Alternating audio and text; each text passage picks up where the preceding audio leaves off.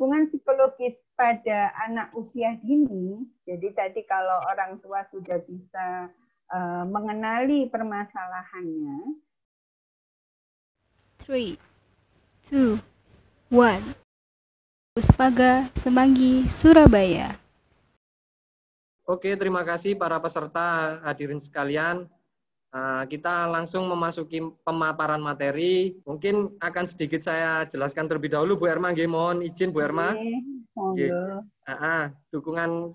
Dukungan psikologis awal ini memang sangat tepat, Bu Erma, pada era pandemi seperti ini. Karena mungkin semua aktivitas yang biasanya kita lakukan di luar mungkin akan dibatasi. Karena memang ada sedikit protokol-protokol kesehatan yang ditetapkan oleh pemerintah. Mungkin ini sangat tepat sekali bagi para keluarga hadirin berbahagia, apalagi untuk bagi orang tua anak usia dini, itu sangat cocok sekali materi pada siang hari ini. Terima kasih Mas Eki. Ya, mohon ini share screen ya. Baik. Assalamualaikum warahmatullahi wabarakatuh. Waalaikumsalam warahmatullahi wabarakatuh. Wassalatu wassalamu ala Rasulillah. La haula wa la quwata illa billah. Alhamdulillah, berbahagia sekali siang hari ini kita bisa bersama-sama untuk mendiskusikan terkait dengan dukungan psikologis awal atau yang kita kenal DPA. Karena ini kegiatan BKP dan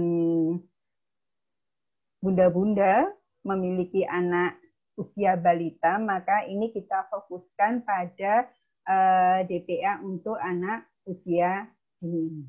Begitu. Ya, DPA ini sangat-sangat diperlukan ketika kita berada pada situasi yang sulit. Ya, ketika kita berada situasi yang sulit.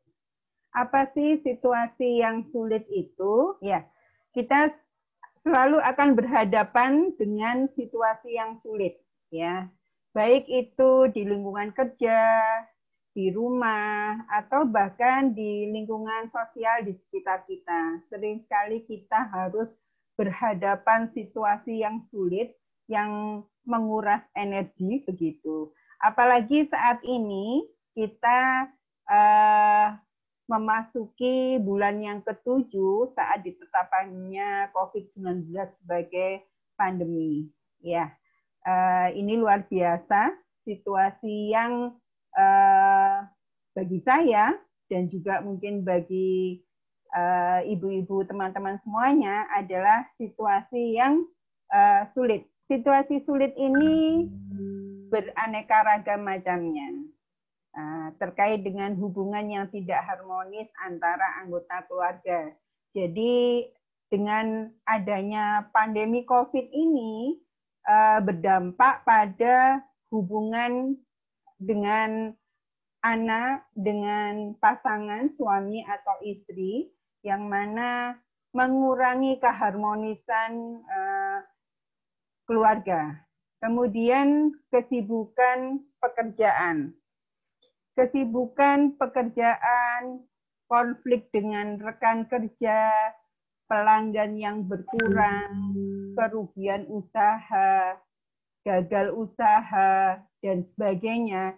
Ini juga kita alami pada saat pandemi COVID ini ya. Jadi para pengusaha yang tiba-tiba kehilangan pelanggannya, kemudian penghasilan berkurang, begitu ya. Sementara pengeluaran bertambah. Ya, ini merupakan situasi yang sungguh-sungguh sulit. Juga berdampak juga kehilangan pekerjaan. Ada beberapa perusahaan yang harus beberapa karyawannya harus dipensiun dini begitu karena sudah tidak sanggup memberikan gaji bulanannya. Kemudian pengurangan penghasilan, ketidakpastian ketidaksiapan membagi waktu antara bekerja di rumah dengan mengurus rumah tangga, serta mendampingi belajar anak di rumah. Ini betul-betul menjadi situasi yang sulit. Apa reaksi dari situasi yang sulit ini? Next ya. Reaksi atas situasi sulit ini beragam macamnya. Jadi mulai rasa tidak nyaman, begitu ya, yang kita selama ini berpuluhan tahun ya merasa pada posisi yang nyaman, PW begitu. Tiba-tiba saat ini kita dihadapkan pada pandemi COVID. Jadi reaksi tidak nyaman ini berupa panik, ya, terus kecewa. Beberapa orang yang sudah menetapkan rencana-rencana, para pengusaha sudah membuat perencanaan sedemikian, itu harus kecewa karena semuanya akhirnya tidak bisa dilaksanakan. Bahkan yang mau mantu itu tidak bisa dilaksanakan karena dilarang mengumpulkan orang dalam kerumunan begitu. Kemudian rasa tidak nyaman ini juga berupa kejenuhan, cemas, takut, dan sedih. Ini adalah rasa tidak nyaman ketika kita berada pada kondisi COVID saat ini. Kemudian reaksi yang berikutnya adalah mudah tersulut emosi, seperti marah tanpa sebab. Pada kondisi COVID, kita stay at home, lebih banyak di rumah, begitu ya. Gampang sekali hal-hal sepele itu menyebabkan kita menjadi marah, gitu ya. Karena memang situasinya yang serba tidak menentu. Kemudian reaksi berikutnya adalah kelelahan secara fisik. Kadang-kadang kita merasakan seharian itu kita tidak ngapa-ngapain ya, tapi kenapa kok badan kita betul-betul rasanya lelah gitu ya. Lelah fisik ini sampai juga pada lelah psikis gitu ya, karena kondisi pandemi seperti ini. Dan juga mungkin ini yang kita alami semua, kebingungan, tidak tahu dengan apa yang harus kita lakukan. Jadi kita mau ngapain begitu, itu kayaknya kita bingung sendiri pada kondisi pandemi saat ini. Bapak dan Ibu, gitu ya, mohon maaf ada bapak-bapaknya juga. Reaksi hal ini adalah wajar sebagai seorang individu, begitu sebagai seorang manusia, hal ini adalah wajar. Kita dihadapkan dengan masalah atau situasi sulit. Nah, di mana reaksi setiap orang tua itu berbeda-beda antara satu dengan yang lainnya, walaupun terpapar dengan masalah yang sama, gitu ya. Ada yang betul-betul terpuruk, begitu ya. Ada yang tenang, itu reaksinya macam-macam. Siapa saja yang terdampak, Mas Eki, next, ya. Siapa saja yang terdampak dalam situasi sulit ini, dampak terbesar yang dialami biasanya terjadi dalam keluarga inti, gitu ya. Perubahan pada orang tua ketika dalam situasi sulit ini itu berpengaruh kepada perubahan dalam cara berhubungan dengan anak. Ini menjadi berbeda begitu ya pada kondisi pandemi, karena ibunya itu bermasalah, akhirnya hal ini berdampak kepada anak juga, begitu ya. Biasanya kalau orang tuanya pikirannya ruwet, hatinya sumpah dan sebagainya, itu anaknya juga ikutan rewel, mudah tantrum begitu. Karena apa? Ya, karena dampak dari situasi sulit ini. Demikian halnya perubahan dalam cara berhubungan dengan keluarga inti lainnya, begitu ya. Jadi betul-betul kita dihadapkan kepada situasi yang sulit ini, akhirnya berpengaruh terhadap hubungan kita dengan anak dan hubungan kita kepada pasangan. Ya, dampak ini tidak boleh dibiarkan, gitu ya. Dampak ini akan berkelanjutan. Misalnya ketika kita berada pada posisi rasa yang tidak nyaman, itu selanjutnya akan berdampak pada munculnya ketegangan, stres, depresi, seperti itu. Kemudian ketika kita tersulut emosi dan mudah sekali marah, maka berpengaruh kepada fungsi tubuh yang menurun. Ya, kalau kita gampang marah, maka jantung kita berdebar lebih kencang. Dan ini juga akhirnya hipertensi itu akan bermunculan begitu ya pada saat kita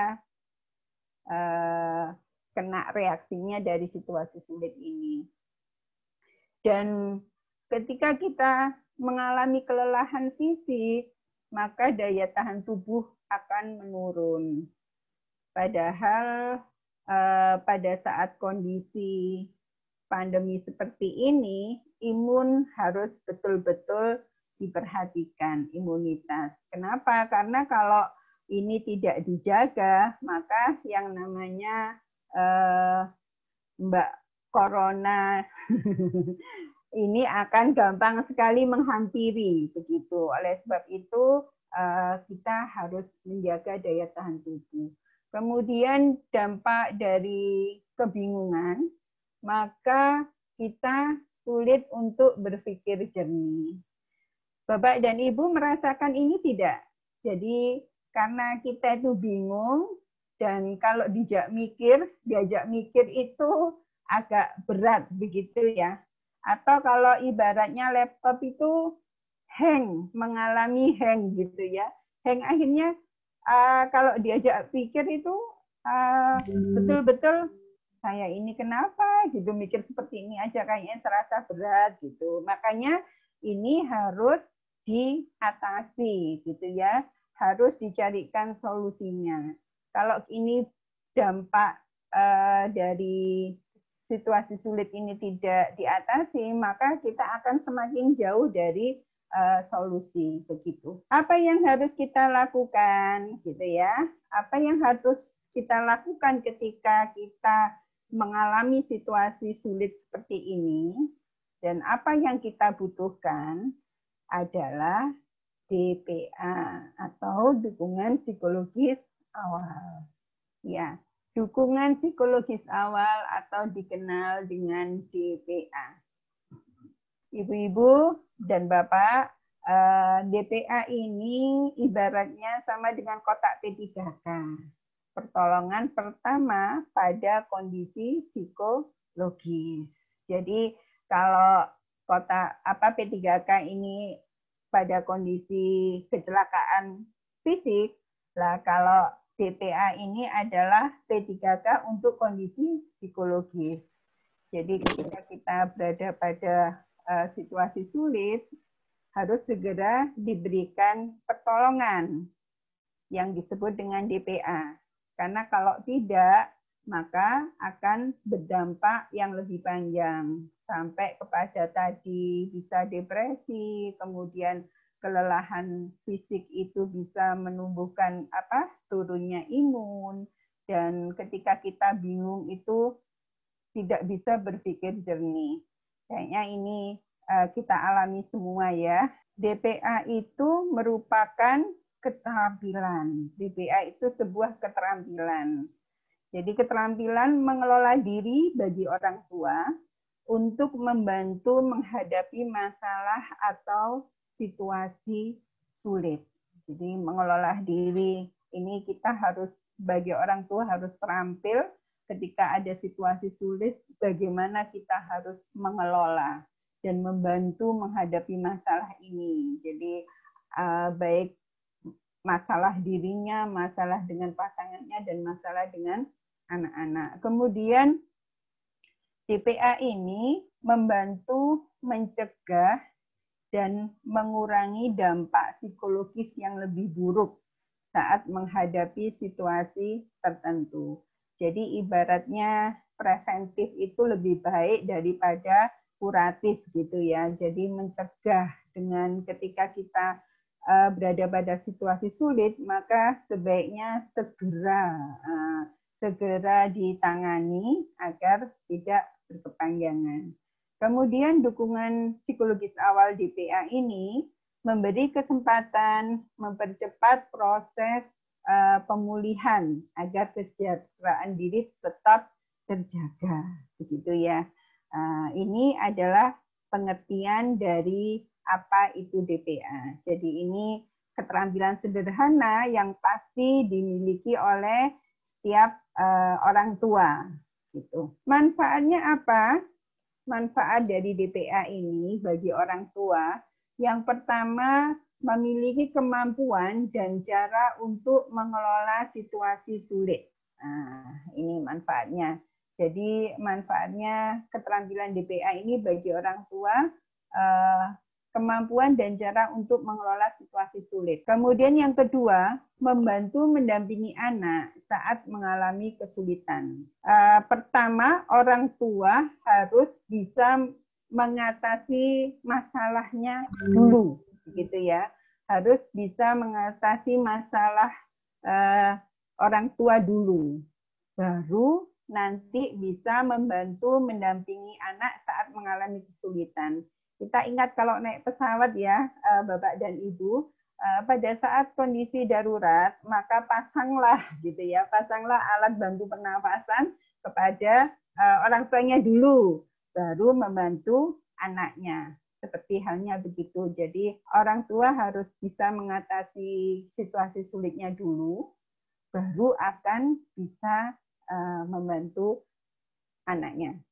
Menjadi bagian dari solusi keluarga dengan mengembangkan kemampuan empati. Jadi kemampuan DPA ini betul-betul akan sangat bermakna karena bisa menjadi solusi ya di keluarga. Ya, Bapak dan Ibu, situasi sulit datang tidak pernah mengenal tempat, ya. Tidak dipilih hanya di tempat-tempat tertentu di perkotaan atau pedesaan, tetapi seperti kondisi COVID saat ini tidak hanya di Indonesia, bahkan di seluruh dunia itu betul-betul mengalami wabah COVID. Tidak mengenal waktu. Jadi siapa yang tahu bahwa pada tahun 2020 ini kita nanti akan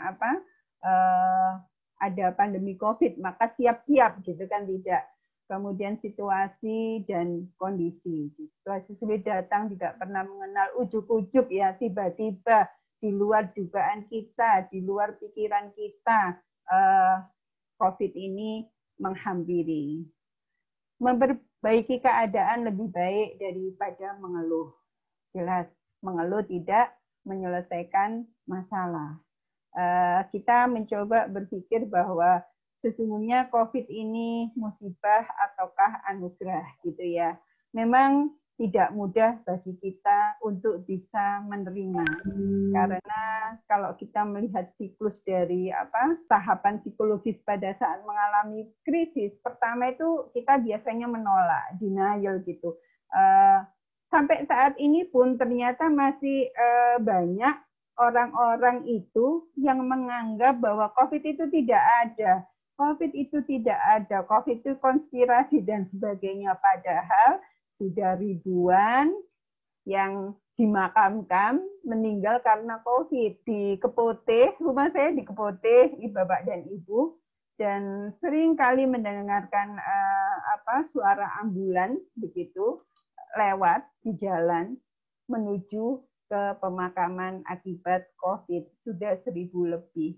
Di Babat Jerawat juga ada yang mana disiapkan lahan untuk 4.000 berapa gitu, sekarang sudah terpakai separuh. Tapi masih ada orang yang tidak percaya bahwa COVID itu tidak ada seperti itu. Ya, jadi di satu sisi kita betul-betul berhadapan dengan situasi yang sulit, tetapi di sisi yang lain kita akhirnya betul-betul harus menjadi pribadi yang kuat dan pribadi yang tangguh. Ya, kenapa? Karena pada saat ini orang yang sukses berhadapan dengan situasi COVID ini adalah mereka yang bisa menyesuaikan diri, ya, bisa menyesuaikan diri dengan kondisi normal baru seperti ini, ya. Bagaimana melakukan dukungan psikologis awal atau DPA ini? Ya, ini ada beberapa langkah terkait dengan pemberian dukungan psikologis awal. Kita dimulai pada penyelesaian DPA kepada permasalahan orang tua dulu, baru nanti ke anak usia dini. Next, langkah dukungan psikologis awal DPA. Yang pertama adalah kenali dan perhatikan. Kenali dan perhatikan. Coba kenali dan perhatian.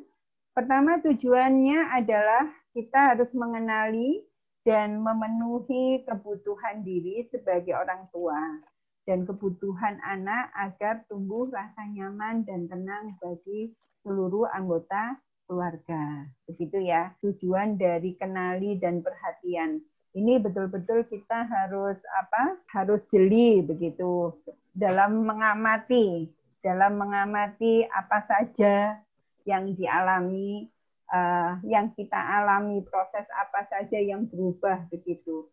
Apa yang perlu dilakukan orang tua pada dirinya sendiri? Nah, ini kita ke diri sendiri dulu. Emosi orang tua berpengaruh pada kemampuan untuk berhubungan dengan lingkungan keluarganya. Kita tahu bahwa bagaimana anak bisa mengatasi kondisi stres itu juga sangat dipengaruhi oleh kemampuan orang tua di dalam mengelola emosinya. Jadi orang tuanya harus beres dulu. Yang pertama, kenali adanya perubahan pada anggota keluarga yang mengganggu kenyamanan suasana. Ini orang tua harus betul-betul perhatian apa saja yang berdampak kepada mengganggu kenyamanan suasana. Kemudian kedua, tetap tenang, tidak panik gitu ya, tidak panik. Yang ketiga, mengelola diri sebagai orang tua agar tetap dapat memberikan perilaku yang positif. Yang keempat, menyesuaikan diri dengan situasi sulit sehingga menjadi orang tua lebih kokoh dan tangguh. Yang kelima, beri perhatian penuh terhadap sesuatu yang bisa dilakukan. Bapak dan Ibu, saya teringat dengan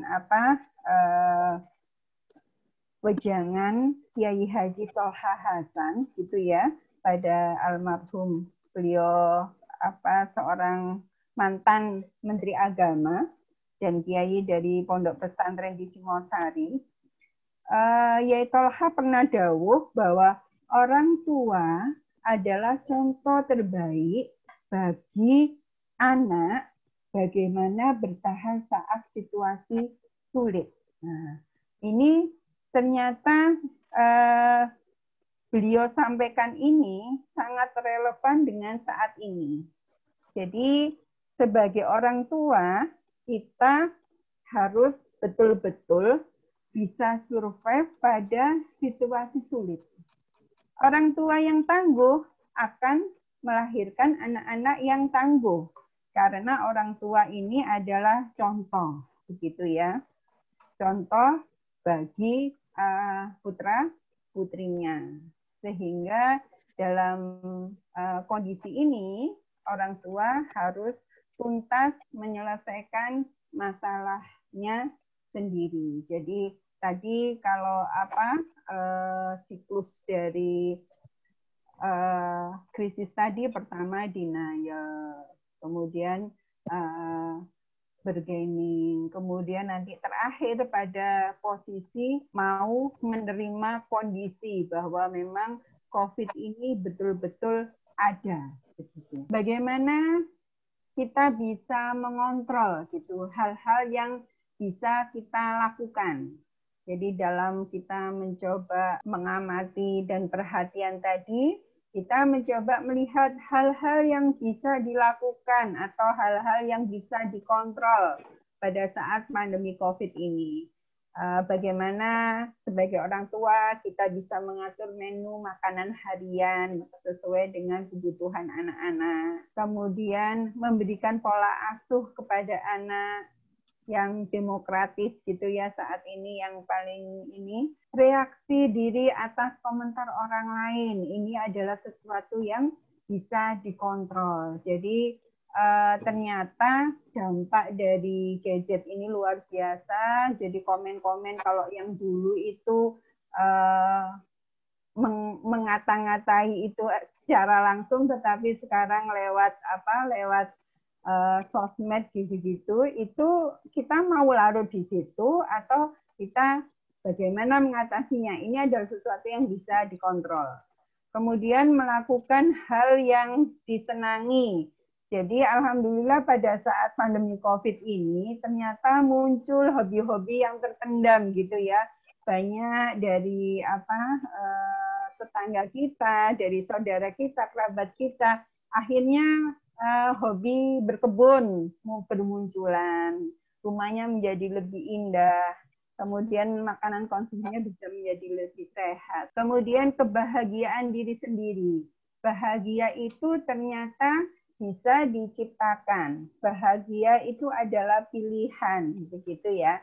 Ini adalah sesuatu yang bisa dikontrol. Apa saja yang tidak bisa dikontrol? Suasana hati anak itu kan di luar dari kemampuan kita mengatur suasana hati. Selera makan anak ini tidak bisa dikontrol. Tumbuh kembang anak, postingan orang di media itu tidak bisa dikontrol, tapi reaksi kita yang harus mengontrol tersebut. Komentar orang lain itu juga tidak bisa dikontrol. Ya. Kemudian dukungan psikologis pada anak usia dini. Jadi tadi kalau orang tua sudah bisa mengenali permasalahannya dan memberi perhatian pada masalah-masalah yang dihadapi, baru akan bisa membantu memberikan DTA kepada anaknya, gitu ya. Bisa memberikan DTA kepada anaknya.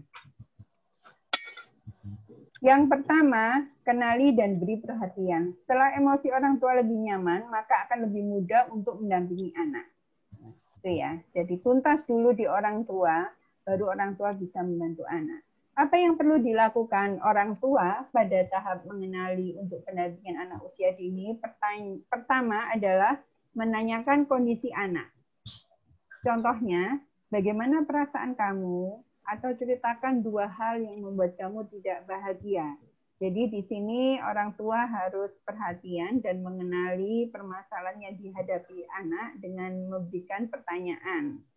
Kemudian kedua, bangun kelekatan atau kedekatan dengan anak.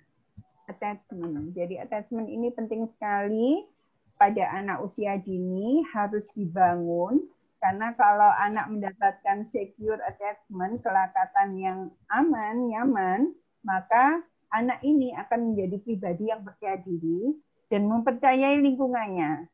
Jadi ini penting. Anak akan percaya dengan lingkungan pada saat anak ini mendapatkan attachment yang tuntas, begitu ya. Maka dia akan percaya dengan lingkungan. Sehingga kalau anak usia dini pada saat di PAUD gitu ya, awalnya harus diantarkan sekolah, ke PAUD tidak mau jauh-jauh dengan orang tua, tetapi ketika dia mendapatkan attachment yang cukup, dia akan mau melepas orang tua dan bersama bunda-bunda di PAUD karena percaya terhadap lingkungan.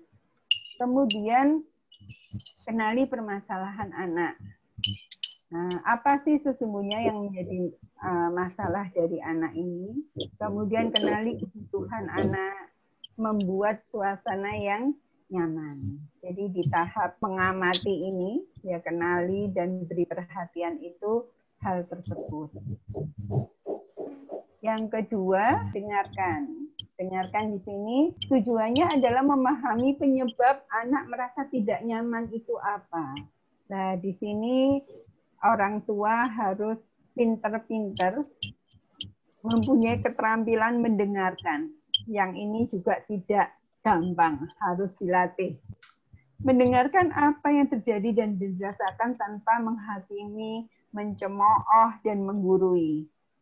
Memberi nasihat ketika diminta atau diperlukan. Selanjutnya, orang tua dapat melakukan hal-hal yang membuat suasana lebih nyaman. Jadi ini juga merupakan langkah dari DPA, mendengarkan.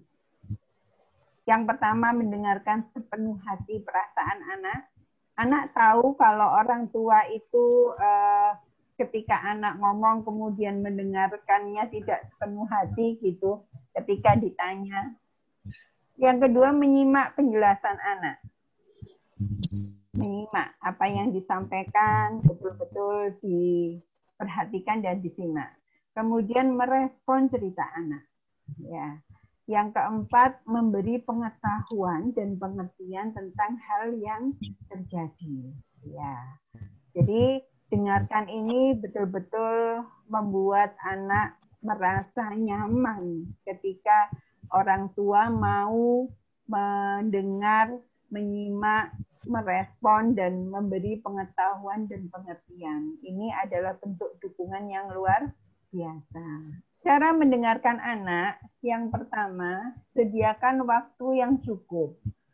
Bapak dan Ibu, kita seharusnya sebaiknya gitu ya menjadwalkan ada waktu khusus untuk berbincang-bincang dengan anak. Jadi kita mendengarkan apa yang dialami anak, menyediakan waktu khusus. Jadi kalau anaknya 3 ya harus 3 kali begitu ya. Mungkin masing-masing setengah jam, jadi bisa lebih ganyeng gitu kita memahami permasalahan anak. Yang kedua, cara mendengarkan, diam dan simak apa yang dikatakan. Ya. Yang ketiga, buat anak merasa aman untuk bebas berbicara. Kalau ini sudah dibiasakan, maka ketika anak mengalami masalah, dia akan mencari orang tuanya, bukan mencari orang lain. Jadi ketika Bapak dan Ibu, anak-anak bercerita, kemudian diabaikan, akhirnya nggak mau cerita lagi, nanti orang tuanya juga menjadi bingung, begitu ya. Yang keempat, menghentikan aktivitas lain untuk fokus mendengarkan. Jadi ketika kita melakukan sesuatu, ini yang banyak dialami oleh keluarga itu, biasanya bapak dan ibunya itu sibuk dengan HP-nya. Dan ketika HP-an begini, anak datang untuk menyampaikan sesuatu, itu betul-betul HP-nya harus diletakkan, tidak disambi sambil HP-an begitu ya. Ini maka betul-betul anak tidak akan merasa aman, merasa nyaman begitu ya. Kemudian tunjukkan sikap mendengarkan. Jadi bahasa tubuh ini juga sangat penting. Kita harus serius menyimak apa yang disampaikan oleh anak. Hindari halangan berkomunikasi, ya. Jadi apa yang menjadi penghalang berkomunikasi ini harus betul-betul kita minimalisir. Kunci komunikasi efektif dengan anak. Jadi permasalahan di dalam keluarga itu intinya adalah pada masalah komunikasi, di mana komunikasi ini akan efektif dengan 3 kunci. Pertama, mendengar, supaya anak mau berbicara. Jadi kalau ibu, bapak itu mau mendengar apa yang disampaikan anak, maka anak akan mau berbicara. Kemudian yang kedua, menerima terlebih dahulu perasaan anak. Jadi kalau kita anak menyampaikan ma itu begini begitu ya, itu langsung diterima, bukan apa sih gitu aja begitu. Itu adalah respon-respon negatif yang berdampak tidak menyenangkan bagi anak. Jadi kita harus menerima kondisi apapun yang disampaikan anak. Jadi kita menerima perasaannya dulu. Kemudian yang ketiga, bicaralah dengan baik supaya saling mendengar. Jadi mendengar, menerima, dan bicaralah. Nah, ini kebanyakan orang tua itu bicara saja ya. Ayo ini, ayo itu, dan sebagainya, instruktif gitu ya. Tetapi tidak mau mendengar dan sulit menerima. Apa DPA yang ketiga pada anak usia dini? Jadi tadi amati, kemudian dengarkan. Yang tiga adalah lakukan, ADL. Melakukan aktivitas bermakna untuk mengurangi situasi sulit dan dampak dari situasi sulit, gitu ya. Yang pertama dengan apa? Melatih perilaku baik melalui permainan atau aktivitas di rumah. Jadi biasakan anak-anak dilibatkan di dalam aktivitas di rumah.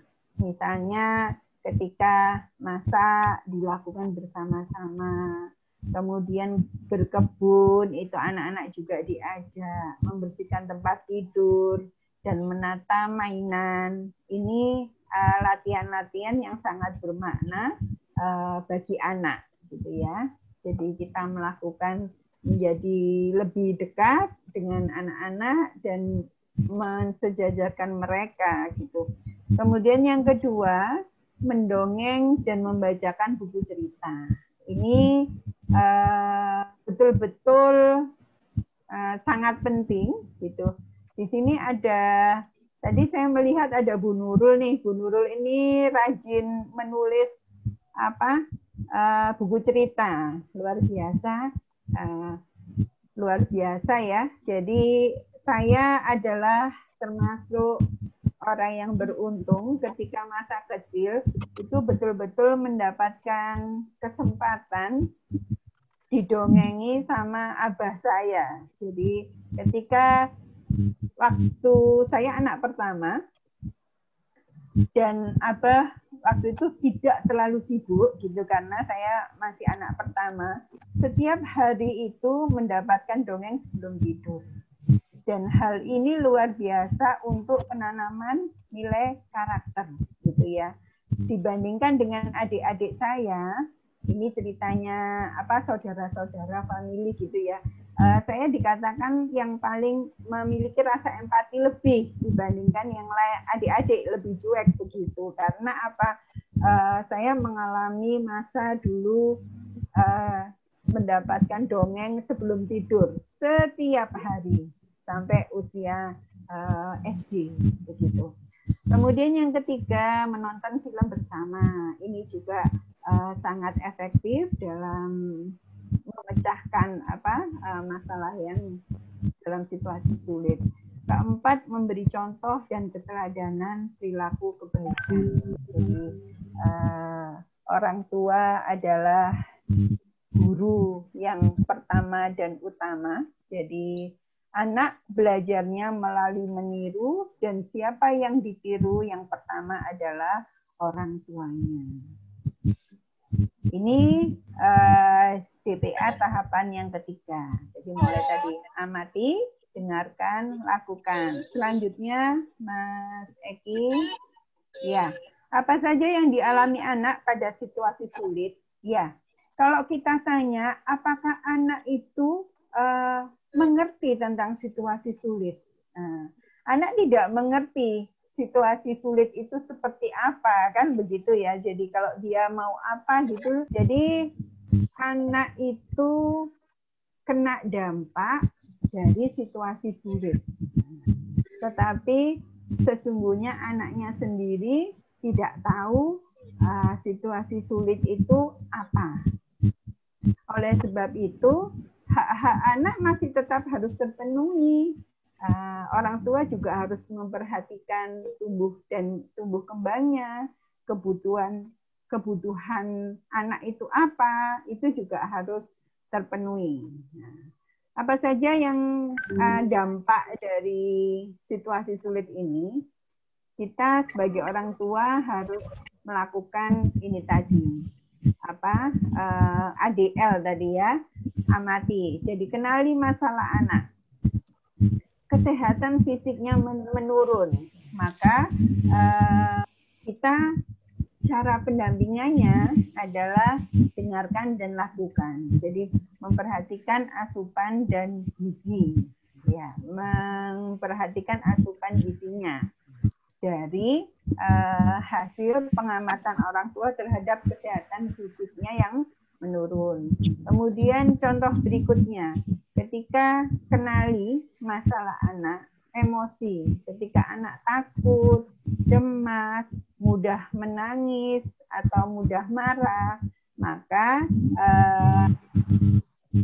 dengarkan dan lakukan. Tahapan dari DPA-nya itu adalah kita harus banyak mendengarkan, menciptakan komunikasi positif dan suasana yang menyenangkan. Ini adalah cara pendampingannya.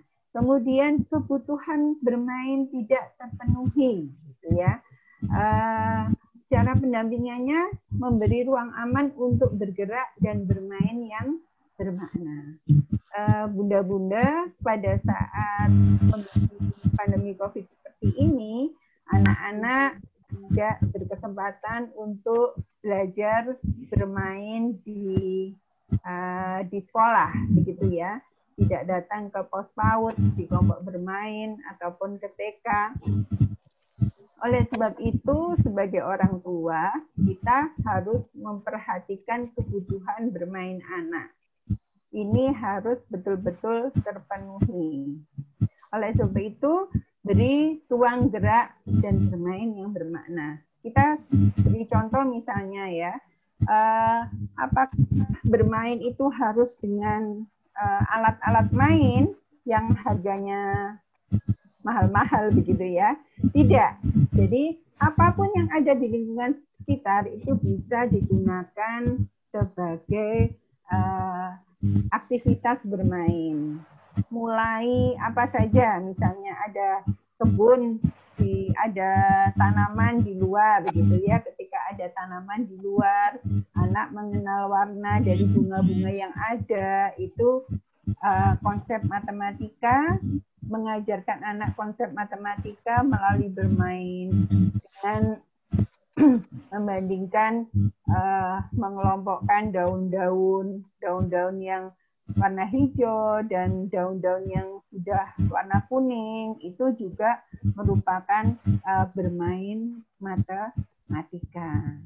Ketika anak di ruang tamu, apakah bisa belajar melalui bermain? Bisa. Mengenal bentuk atau apapun, itu anak-anak bisa distimulasi di manapun gitu ya, dari menghitung lantainya, mengenali bentuk lantai, kemudian mejanya kalau bundar, bentuk bundar, geometri, itu bisa dikenalkan ketika anak di rumah. Ketika ibunya masak di dapur gitu, banyak sekali yang bisa distimulasi dengan kegiatan bermain di dapur. Banyak sekali ya. Mulai distimulasi motorik halusnya, dengan anak-anak dilibatkan kegiatan memeras, kemudian memotong dan sebagainya, sampai kepada mengenal rasa, kemudian membedakan permukaan dan seterusnya. Itu banyak sekali. Jadi kebutuhan bermain itu bisa dipenuhi di rumah ketika ayah bunda kreatif. Kemudian kesempatan bersosialisasi yang menjadi berkurang, maka cara pendampingan yang diberikan adalah memberi kesempatan berkomunikasi dengan teman-teman. Misalnya pada masa pandemi ini melalui video call, melalui Zoom. Zoom itu kan ada yang gratis, itu bisa anak-anak dibantu untuk berinteraksi dengan teman-temannya. Begitu. Jadi membiasakan berinteraksi dengan orang lain, seperti antri, menunggu, bersabar, dan membantu orang tua. Jadi semaksimal mungkin, mungkin sosialisasinya kalau dengan anggota keluarga, kalau tidak ya kita manfaatkan sosial media. Kemudian ketika anak bermain gadget atau gawe terlalu lama, maka kita bisa membuat aturan di sini. Ada aturan mainnya, boleh menggunakan gadget, tetapi hanya dalam waktu tertentu. Itu adalah bentuk-bentuk contoh bagaimana cara pendampingan dengan DPA tadi ketika anak-anak kita mengalami masalah. Apabila tadi ADL tadi ya, amati, dengarkan dan lakukan itu ternyata tidak menyelesaikan masalah, kita pada yang H ini, menghubungkan. Yang keempat ini, kita menghubungkan. Rencanakan dukungan lanjutan apabila orang tua masih mengalami kesulitan dengan bantuan pihak lainnya. Ya. Jadi kalau orang tua tidak ngatasi, baru ya kita mencoba mencari jaringan yang lain. Seperti itu. Orang tua perlu menghubungi ke orang atau lembaga yang relevan. Yang pertama, orang tua dapat menghubungi guru atau orang tua lain yang dinilai bisa membantu. Jadi, menjadi orang tua itu tidak ada sekolahnya ya Bapak dan Ibu, gitu ya. Sekolahnya di mana? Sekolahnya itu adalah pada anak itu sendiri. Jadi anak-anak itu sejatinya adalah guru bagi orang tuanya. Kalau anaknya 2, gurunya 2. Karena tidak ada satu anak pun yang sama. Mereka berbeda-beda, unik gitu ya dari masing-masing anak. Jadi berbahagialah yang mempunyai banyak anak gitu ya. Jadi ada banyak guru gitu yang orang tua harus bisa belajar dari mereka, ya. Jadi mungkin orang tua satu bisa konsultasi menghubungi orang tua yang lain ketika memiliki pengalaman pengasuhan yang berbeda. Ini penting sekali ya. Jadi tidak hanya sesama orang tua itu berhubungan untuk kepentingan jualan barang-barangnya aja, tapi juga jauh yang lebih penting adalah ini, bagaimana pengasuhan positif yang sudah dilakukan oleh orang tua yang lain yang bisa kita adopsi. Kemudian yang kedua, ya, kalau juga masih belum ketemu melalui konsultasi dengan sesama orang tua, yang kedua menghubungi pihak yang memiliki kapasitas untuk membantu dengan psikolog, dokter, puskesmas, juga Puspaga, Pusat Pembelajaran Keluarga di Surabaya ini di Siola. Ini penting sekali. Apabila kita ada masalah bisa datang ke Puspaga, ke puskesmas, atau ke B2TP2A dan lain-lain. Itu jadi DPA itu langkahnya ada 4 itu tadi, A, D, L, H. H ini menghubungkan. Menjadi teman sekaligus sahabat yang baik bagi anak dalam situasi apapun. Nah, kita bikin keluarga kita menjadi keluarga yang bahagia. Termasuk pada saat pandemi ini akan membangun kelekatan dan kepercayaan anak terhadap orang tuanya dan lingkungan di luar dirinya di kehidupan yang akan datang, gitu ya. Jadi menjadi orang tua ini adalah tugas seumur hidup, begitu ya. menjadi orang tua ini adalah tugas seumur hidup. Mari kita lakukan dengan bahagia, meskipun pada saat pandemi seperti ini. Karena orang yang bahagia itu akan bisa membahagiakan orang lain. Jadi kita bisa membahagiakan anak kita apabila kita sendiri sudah bahagia. Orang tua yang kuat akan bisa menguatkan orang lain. Jadi kita harus kuat terlebih dahulu agar bisa membantu anak-anak menjadi orang yang kuat, begitu ya. Ya, oleh sebab itu pengalaman pengasuhan itu adalah pengalaman yang berharga. Mari kita menjadi orang tua yang baik, begitu ya, menjadi orang tua yang baik bagi anak-anak kita, karena anak itu tidak pernah meminta untuk dilahirkan, dan anak itu tidak bisa memilih siapa orang tuanya. Kita selalu berharap menjadi orang tua yang terbaik bagi mereka, karena anak-anak itu tergantung dari orang tuanya. Demikian terkait dengan dukungan psikologis awal. Semoga bisa menambah wawasan bagi para orang tua untuk mendampingi anak-anak pada saat situasi sulit, pada saat kondisi pandemi COVID seperti ini, dan anak-anak harus belajar di rumah yang tidak tahu sampai kapan ketika betul-betul virus ini sudah aman gitu ya. Dan kita juga harus menyesuaikan diri dengan kondisi ini.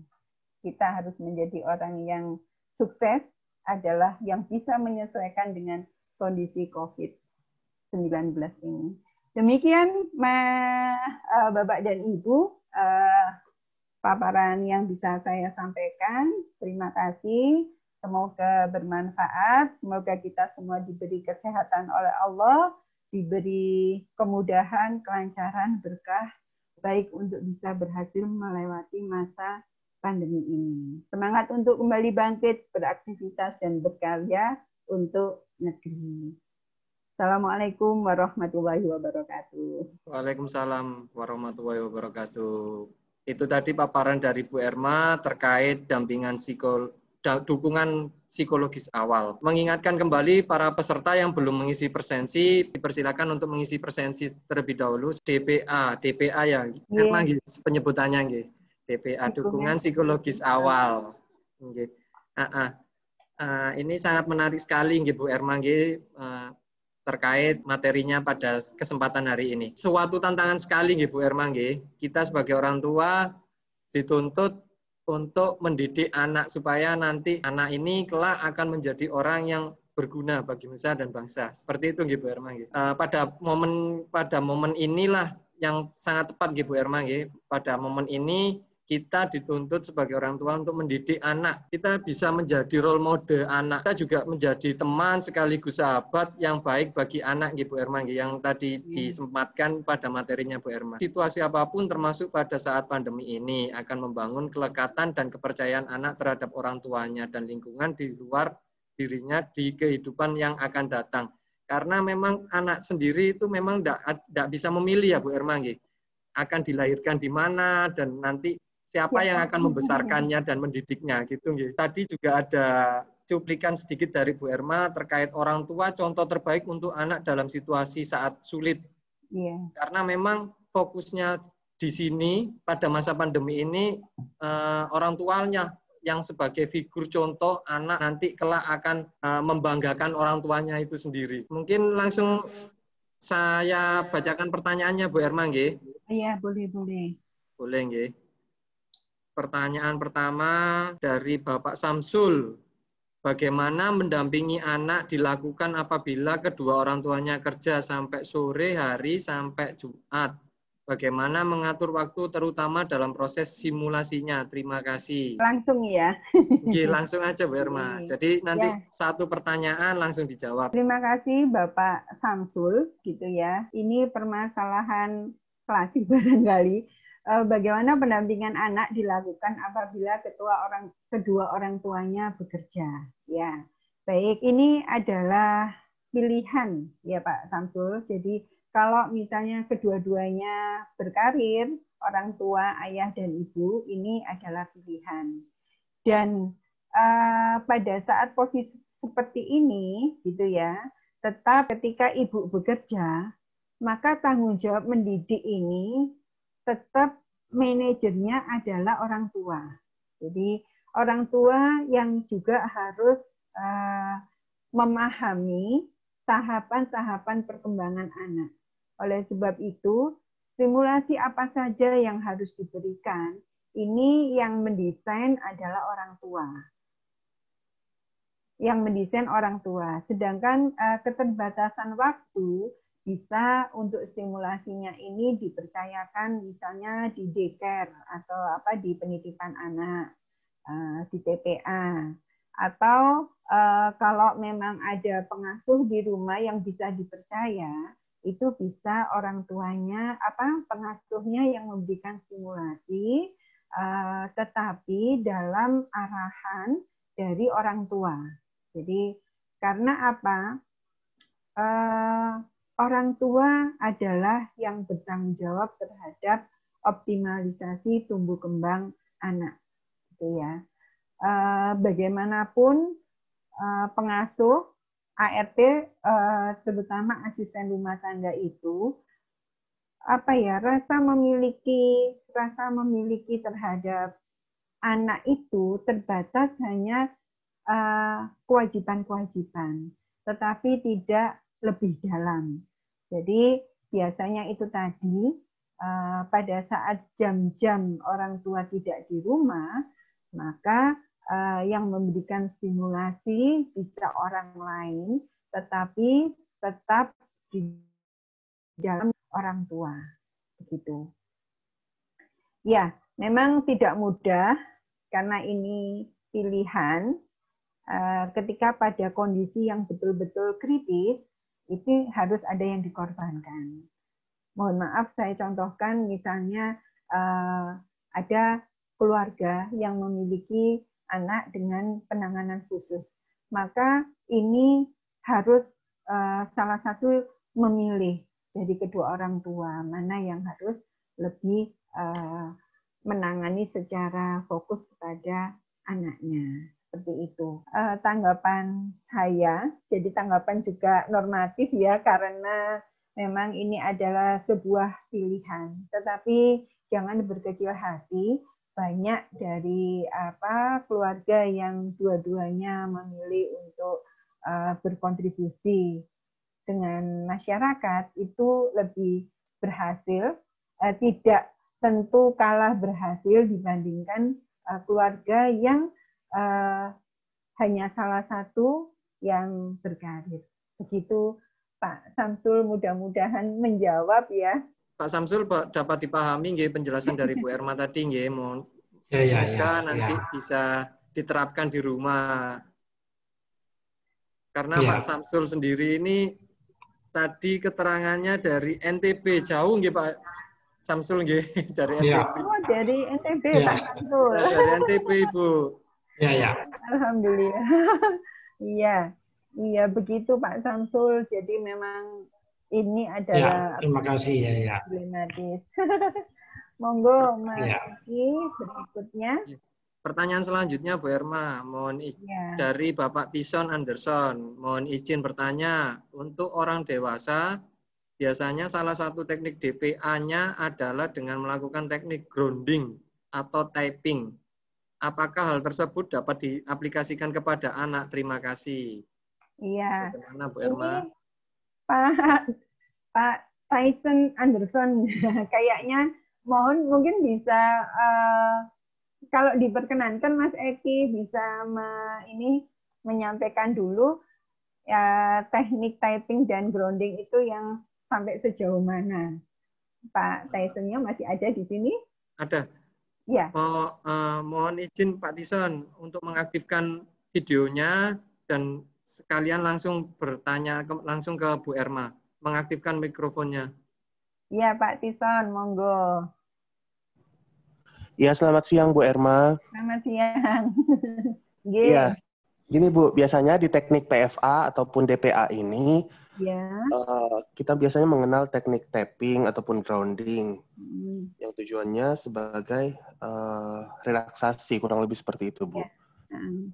Tapi biasanya pengaplikasiannya ini lebih kepada orang dewasa. Nah, apakah eh, teknik ini atau tapping maupun grounding ini bisa diaplikasikan kepada anak? Seperti itu Bu. Iya. Iya, mungkin bisa dijelaskan yang grounding dan tapping itu seperti apa? Apa sama dengan yang apa metode self terapi itu atau seperti apa, Mas itu bisa jelaskan, Gih? Iya, betul Bu. Jadi sedikit banyak memang mengakar kepada self terapi Bu. Oh iya. Iya, terima kasih. Ya, terima kasih. Kayaknya itu pun bisa diterapkan untuk anak usia dini, begitu ya. Jadi beberapa kebetulan terapis chef itu saya punya keponakan terapis chef yang sudah cukup lama. Itu juga menangani anak-anak yang bermasalah itu dengan menggunakan typing dan sebagainya. Itu terbukti juga bisa efektif. Cuman sejauh mana, mohon maaf saya sendiri tidak melakukan itu secara langsung. Jadi pasti bisa karena yang dialami oleh para terapis-terapis itu juga bisa diterapkan untuk anak-anak. Ya, asalkan tidak sampai pada pertanyaan-pertanyaan yang kemudian anak harus berpikir tingkat tinggi atau untuk menjawabnya itu mungkin kalau hanya sentuhan-sentuhan kemudian ini penggalian masalah dengan pertanyaan sesuai dengan usia anak itu mungkin bisa dilakukan. Mohon maaf itu tanggapan saya Mas Rison karena tidak langsung bersentuhan dengan terapi tersebut. Iya. Iya Bu Irma. Mungkin untuk pendampingan tersebut mungkin bisa didampingi Bu Irma ya. Ketika kita terapkan ke anak itu juga didampingi oleh orang tua. Mungkin seperti itu ya Bu Irma. Iya, biasanya kalau typing sama grounding itu oleh tenaga ahli ya Mas. Yang bisa melakukan oleh terapis tertentu. Orang tua juga bisa belajar gitu. Ya.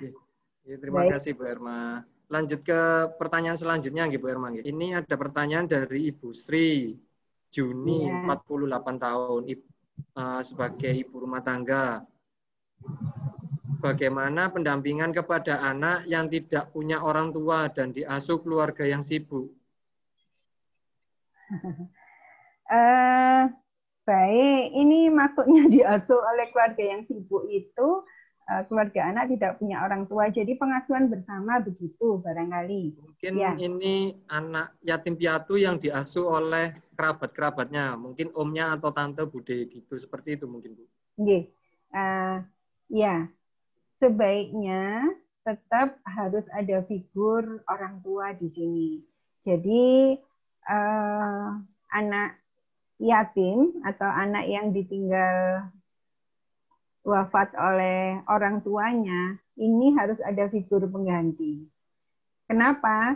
Ketika dilakukan pengasuhan bersama, maka nilai-nilai karakter yang diharapkan itu akan lebih sulit untuk terbentuk.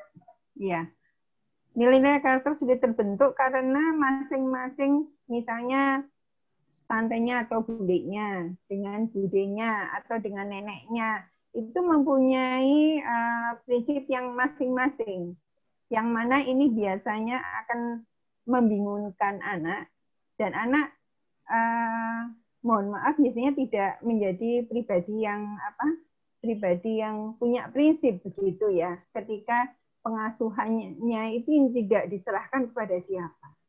Sebaiknya sih langsung ikut budenya, ikut budenya, begitu ada salah satu yang bertanggung jawab secara ini kepada anak tersebut, gitu ya. Ini pengalaman dari beberapa anak yang dia pengasuhannya dilakukan barengan atau rombongan begitu ya. Jadi kadang ya betul-betul anaknya itu menjadi pribadi yang lemah ketika dia dewasa. Itu. Jadi sebaiknya ada figur yang menggantikan. Dan figur itu mungkin tidak harus secara fisik bersama-sama dengan anak tersebut. Jadi kalau misalnya seorang anak bapaknya meninggal, lah tetap ada figur bapak pengganti ketika walaupun itu bukan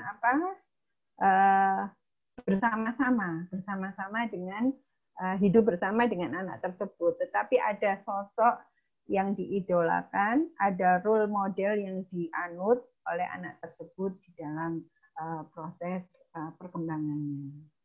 Mungkin itu Bu Sri Juni. Ya, Bu Sri Juni ya. Sebaiknya seperti itu. Jadi hasilnya pasti akan berbeda ketika anak tersebut diasuh oleh yang bertanggung jawab budenya atau apa. Saya punya pengalaman teman bapaknya meninggal ketika beliau masih SD.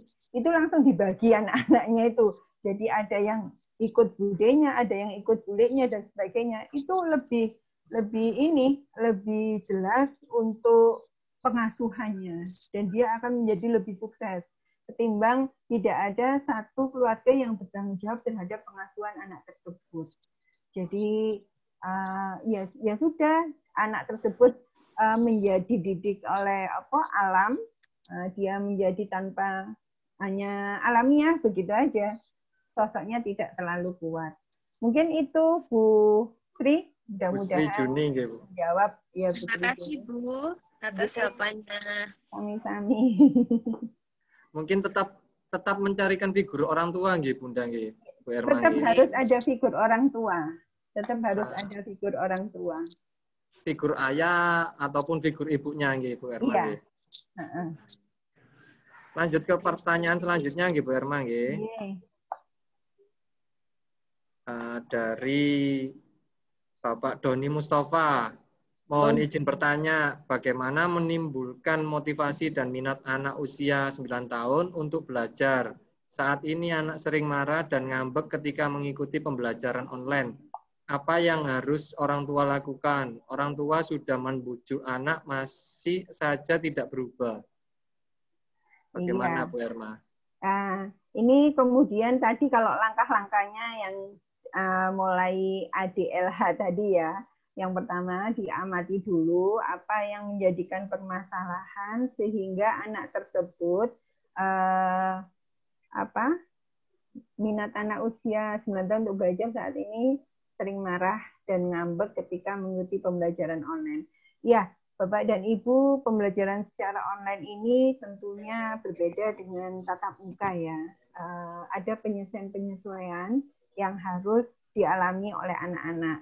Tidak hanya anak-anak, kita sebagai orang dewasa aja seperti tidak mudah untuk menerima informasi lewat online. Jadi karena anak ini tidak sama tipikalnya, maka ada anak yang betul-betul tidak merasa nyaman dengan pembelajaran secara online, begitu ya.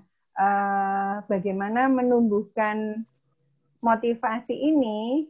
Tentunya ditanya anaknya apa yang menyebabkan dia enggan atau mengikuti pembelajaran online itu terlebih dahulu. Jadi permasalahannya adalah anak tidak mau ikut pembelajaran online. Padahal pada usia 9 tahun ini sudah usia SD, kelas 3 ya Pak Doni ya. Ya. Ya, kemungkinan kelas 3 Ibu. Iya. Yang usia 9 tahun ini. Iya. Anaknya digali dulu permasalahannya, kenapa tidak mau, apakah tidak maunya ini di seluruh hari, di setiap minggunya, ataukah hanya pada hari-hari tertentu karena tidak cocok dengan gurunya. Nah, itu dikenali masalahnya terlebih dahulu. Nah, ketika orang tua mengamati begitu, baru nanti anaknya kita dengarkan. Ketika masalah-masalahnya apa, orang tua harus mendengarkan dan memberikan tindakan-tindakan nyata ketika permasalahannya sudah tergali. Sebenarnya yang menyebabkan kamu tidak mau belajar online itu apa? Ada titik jenuh atau titik bosan, kita sudah masuki bulan ke-7 ya. Ini anak-anak itu ya antara jenuh dan bosan begitu. Nah, mengikuti pembelajaran online-nya itu tetap harus dilaksanakan, tetapi orang tua di luar itu memberikan dorongan, dukungan agar anaknya kembali berminat untuk belajar. Ya, jangan membujuk-bujuk ya. Jadi anak jangan dibiasakan dibujuki begitu ya. Jadi istilah membujuk ini sebaiknya digantikan dengan istilah mendengarkan dan mengajak bicara begitu, sehingga anak yang membuat keputusan sendiri apa yang harus dilakukan sehingga dia bisa mencintai belajar. Jadi prosesnya tentunya tidak pada usia 9 tahun ini, tetapi dulu-dulunya ketika anak usia dini, proses belajarnya itu mungkin tidak menyenangkan sehingga berdampak pada saat ini pada usia 9 tahun, apalagi pada saat pandemi. Jadi yang dibangun itu sesungguhnya adalah mencintai belajar. Nah, ketika anak mencintai ini, berarti pembelajaran itu adalah sesuatu yang menyenangkan. Ini sudah tidak menyenangkan, kemudian online daring lagi, begitu ya. Maaf Pak Doni, itu mungkin hanya tanggapan dari saya. Jadi seperti itu nggih Bunda. Kita cari tahu dulu nggih, apa yang menjadi penyebab anak ini mogok seperti itu nggih. Apakah dari faktor gurunya atau mungkin ada salah satu faktor yang mungkin dia itu bisa mencetuskan mogok tersebut nggih Bunda nggih. Iya.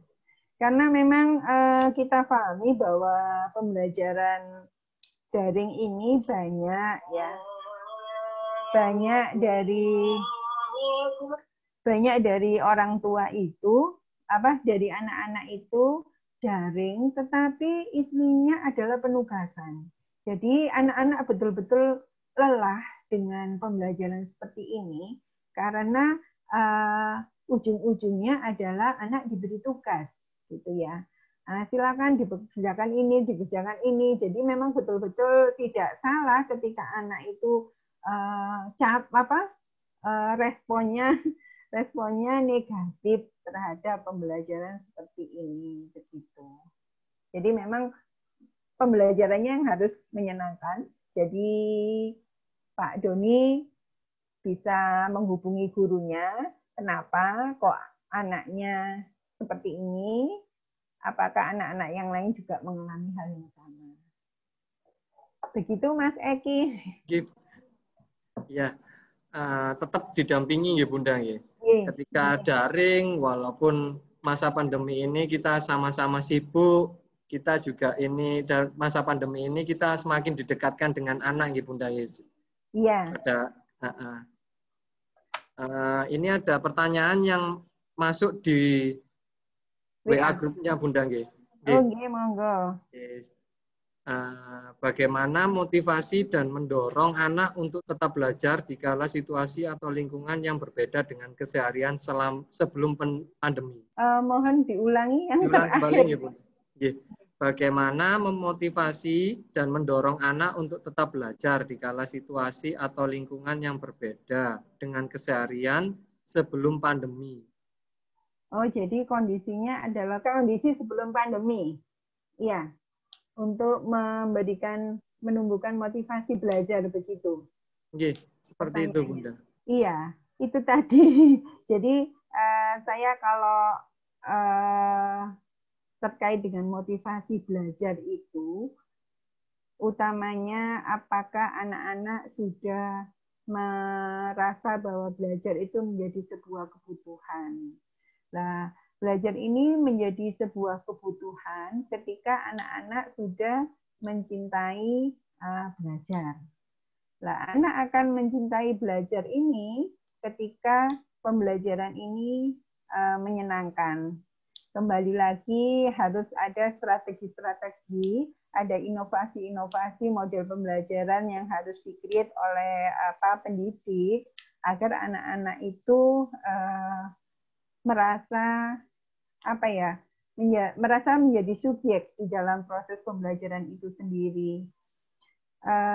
Saat ini ketika diimplementasikan kurikulum 2013, sesungguhnya anak-anak sudah terlibat di dalam setiap tahapan. Tetapi implementasi dari guru-guru ini yang mungkin kadang-kadang kurang sesuai, sehingga masih modelnya model teacher center, sehingga hanya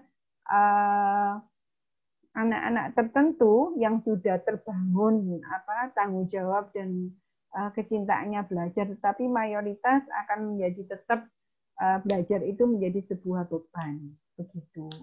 Ya, kembali lagi tadi, kapan memulai? Kalau saat ini mungkin BKB ini adalah tepat sekali menumbuhkan rasa cinta belajar sedini mungkin melalui kegiatan, diawali dengan kegiatan bermain. Jadi stimulasinya sekali lagi melalui bermain, sehingga anak-anak akan terbangun cinta akan belajar. Begitu ya, Mas Eki. Ya. Mudah-mudahan menjawab. Ya, mudah-mudahan menjawab, Ibu Bunda. Ini ada lagi pertanyaan yang masuk di room chat. Oh ya. Dari Ibu Vanessa. Ya. Ibu, saya ingin bertanya. Ibu saya punya ponakan yang ayah dan ibunya suka cekcok di depan anaknya dan berperilaku yang kurang pantas di depan anak. Kira-kira bagaimana saya bisa membantu ponakan saya agar dia tidak mencontoh yang jelek-jelek dan agar ponakan saya mempunyai mindset yang baik untuk bertumbuh menjadi orang yang baik. Jadi mungkin pertanyaannya ini, anaknya ini melihat pertengkaran orang tuanya, gitu, Bunda. Seperti itu, gitu, mungkin. Iya. Ini tugas berat ya. Tugas berat. Jadi memang berat, ya. Ditanya pertama kali ya. Jadi anak itu lahir tidak bisa memilih siapa orang tuanya. Nah, begitu. Nah, orang tua yang bertanggung jawab adalah memberikan yang terbaik bagi putra-putrinya. Nah, kita sebagai orang lain, outsider, melihat ada keponakan, kemudian dia terpapar dengan pengalaman yang tidak menyenangkan, tentunya sejauh mana bisa mengintervensi, begitu ya, bisa, tetapi efektifnya sejauh mana tergantung dari anak itu sendiri.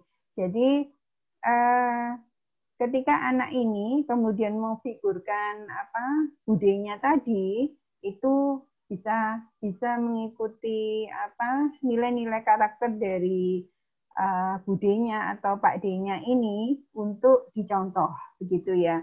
Nah, pada saat anak sudah klik, itu baru bisa mempengaruhi dari anak tersebut untuk melakukan hal-hal positif, begitu. Jadi beberapa istri Nabi itu mempunyai karakter yang tidak mulia, tetapi anaknya juga menjadi baik. Nah, seperti itu. Jadi tetap di sini masih ada sisi nilai-nilai karakter apa yang harus ditularkan kepada keponakan tersebut agar si anak bisa lebih baik daripada orang tuanya. seperti itu. Ya, tugas berat ini Mas Eki. Sangat menantang sekali, nggih, Bu. Iya. Ya, barangkali dari para peserta yang lain untuk bertanya, kami beri kesempatan sebelum kami akhiri webinar pada siang hari ini, kita bisa langsung interaktif dengan Bu Erma. Monggo, barangkali dari peserta yang mau ingin bertanya langsung ke Bu Erma, kami persilakan. Kalau memberi masukan juga boleh, begitu kayaknya banyak para senior ini yang bergabung. Oke. Kalau tidak ada, ya, mungkin ada tambahan sedikit begitu ya Mas Eki, yang tidak tertulis di apa tadi, di slide. Yang di slide-nya Bu Ibu. Ya. Slide materi ya. Mungkin ada beberapa hal yang perlu diperhatikan bagaimana mendidik anak saat pandemi, gitu ya. Saat pandemi adalah saat kita berada pada situasi yang sulit, ya. Di samping tadi DPA itu betul-betul harus kita miliki keterampilannya agar anak-anak itu bisa tertangani, tidak sampai berdampak yang lebih buruk. Pertama ada kiat-kiat, tips-tips. Yang pertama, hindari toxic parenting. Jadi sebisa mungkin kita melakukan komunikasi yang positif terhadap anak-anak. Jadi pengasuhan positif dalam hal ini ya, tidak marah-marah, tidak bullying, tidak melakukan bullying dan sebagainya kepada anak-anak. Jadi hindari mengata-ngatai anak itu, gitu ya. Kemudian menjaga komunikasi dan hubungan yang baik, ya, menjaga komunikasi dan hubungan yang baik. Inti dari segalanya itu sebenarnya komunikasi. Jadi komunikasi itu kayaknya ringan diucapkan, tapi ternyata nggak gampang melakukannya. Hindari kata-kata negatif, gitu ya. Kemudian sediakan waktu khusus buat anak-anak kita. Itu tadi ada masing-masing anak misalnya setengah jam untuk curhat-curhatan dengan anak gitu ya. Kemudian main bersama-sama, ngaji bersama-sama, itu bisa untuk menjaga komunikasi dan hubungan yang baik, masak bersama. Terus yang terpenting, yang ketiga adalah melanggengkan doa. Jadi kita harus tetap doa ini kita untuk anak-anak, untuk kesuksesan mereka. Setiap selesai sholat, kita sebut anak kita satu persatu. Jadi kita sebut anaknya, namanya ya, bukan semoga anak-anak saya gitu, bukan, tapi kita sebut namanya satu persatu di dalam doa-doa kita agar apa yang menjadi harapan dan cita-cita anak-anak itu bisa tercapai. Kemudian ketika doa pagi dan petang, mau tidur itu kita upayakan juga kita minta maaf pada anak apabila apa yang kita lakukan hari ini itu ada yang tidak mengenakkan hati anak, sehingga anak tidur memorinya itu menyimpan hal-hal yang positif. Dan upayakan bangun tidur anak-anak juga bersama kita. Berangkat sekolah itu kalau bisa anak-anak juga pamitan dan kita mendoakan agar ilmu yang dipelajari itu betul-betul bermakna. Upayakan anak-anak melihat wajah kita dan ketika dia bertemu teman-temannya mau melakukan hal-hal yang buruk, dia pasti teringat dengan ucapan-ucapan kita. Doa orang tua, doa para ibu, kita upayakan bisa mengetuk pintu langit sehingga anak-anak kita itu tembus gitu loh apa yang doa-doa kita pada anak-anak. Mungkin itu Mas Eki, ya, mudah-mudahan ada manfaat dan maknanya. Ya. Terima kasih Bu Erma. Terima kasih atas waktu dan kesempatannya pada siang hari ini sampai sore hari ini dalam kesempatan webinar BKB dengan tema BPA dukungan psikologis awal. Seperti itu nggih Bu Erma nggih. Terima kasih juga kami ucapkan kepada para peserta yang sudah mengikuti acara webinar pada siang hari ini. Selanjutnya mungkin akan kami tutup, nggih Bu Erma nggih. Sudah selesai semua nggih. Semoga apa yang dijelaskan tadi dapat bermanfaat bagi kita semua dan bisa bermanfaat untuk orang-orang yang ada di sekitar kita. Kami ingatkan kembali bagi para peserta yang belum mengisi presensi, monggo diisi dulu presensinya. Nanti di presensi tersebut telah disediakan link materi pada webinar pada siang hari ini. Mungkin itu dulu yang dapat disampaikan oleh Bu Erma. Mungkin kurang lebihnya mohon maaf. Assalamualaikum warahmatullahi wabarakatuh. Waalaikumsalam warahmatullahi wabarakatuh. Terima kasih Mas Eki. Terima kasih Bu Erma. Sampai berjumpa kembali dalam acara webinar selanjutnya. Terima kasih Ibu-ibu sudah berkenan. Terima kasih. Nggih.